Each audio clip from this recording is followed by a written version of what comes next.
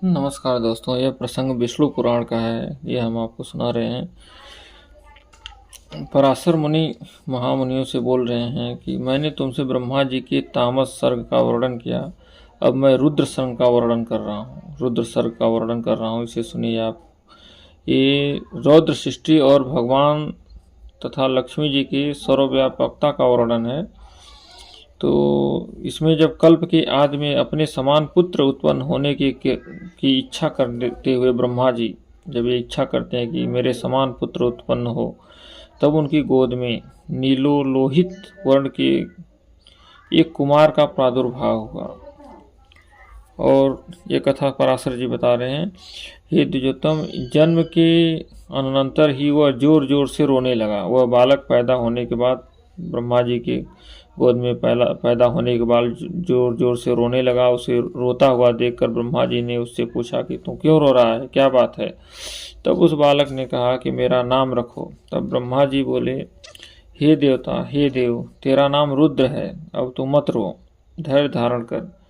ब्रह्मा जी ने उस बालक को ऐसा कहा। ऐसा कहने पर भी वह 7 बार और रोया। वह बालक ब्रह्मा जी के बोलने के बाद भी 7 बार रोया। और तब ब्रह्मा जी ने कहा कि उसके 7 नाम और रखे। ब्रह्मा जी ने जब वह बालक 7 बार रोया तो 7 नाम और रखे, तथा उन 8 के स्थान, एक पहले से नाम रखे थे, 7 नाम रोने के बाद रखे, इस तरह से 8 हो गए।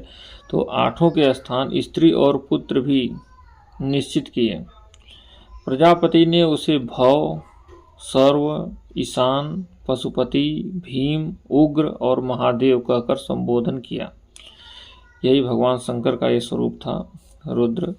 इसका नाम भगवान ब्रह्मा जी ने ये रखा। और इसके बाद यही उनके नाम रखे, इनके स्थान भी निश्चित किए। सूर्य, जल, पृथ्वी, वायु, अग्नि, आकाश यज्ञ में दीक्षित ब्राह्मण और चंद्रमा एक क्रमशः उनकी मूर्तियां हैं। जो दीक्षित ब्राह्मण और चंद्रमा होते हैं उनकी मूर्तियां हैं।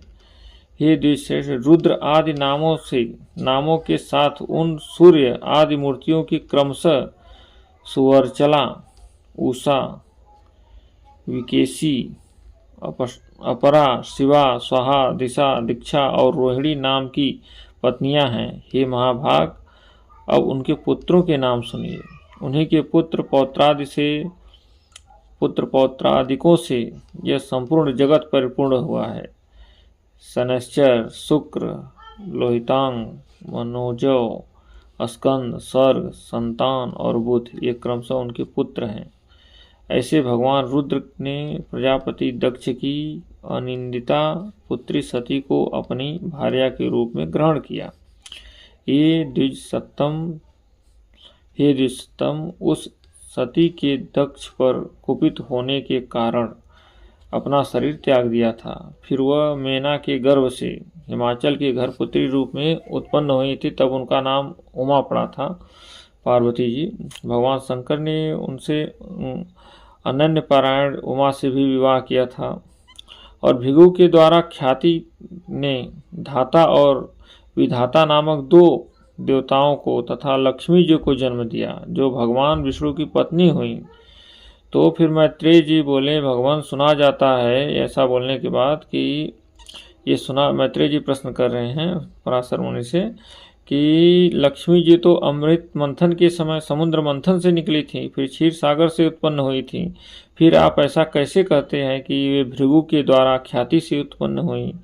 ये जब सवाल करते हैं तब पराशर मुनि बोल रहे हैं कि भगवान का कभी संग न छोड़ने वाली जगत जननी लक्ष्मी जी तो नित्य ही हैं, हमेशा हैं। और उनके जिस प्रकार श्री विष्णु भगवान सर्वव्यापक हैं, वैसे ही वे भी सर्वव्यापक हैं। माता लक्ष्मी भी सर्वव्यापक हैं।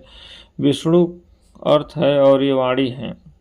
हरि नियम है और ये नीति हैं। भगवान विष्णु बोध हैं और ये बुद्धि हैं, तथा वे धर्म हैं और ये सत्क्रिया हैं। हे मैत्रेय जी को पराशर जी बोल रहे हैं, भगवान जगत के सृष्टा हैं और लक्ष्मी जी सृष्टि हैं। श्री हरि पर्वत अथवा राजा हैं और लक्ष्मी जी भी भूमि हैं, तथा भगवान संतोष हैं और लक्ष्मी जी नित्य तुष्टि हैं। भगवान काम है और लक्ष्मी जी इच्छा हैं। वे यज्ञ हैं और ये दक्षिणा है। श्री जनार्दन पुरोडास हैं और देवी लक्ष्मी जो है, जनार्दन को जब पुरोडास कहा जाता है तो माता लक्ष्मी के बारे में वो बता रहे हैं कि माता लक्ष्मी जी अजाहुति घृत की आहुति हैं। ये हे मुनि मधुसूदन यजमान गृह है और लक्ष्मी जी पत्नीशाला हैं।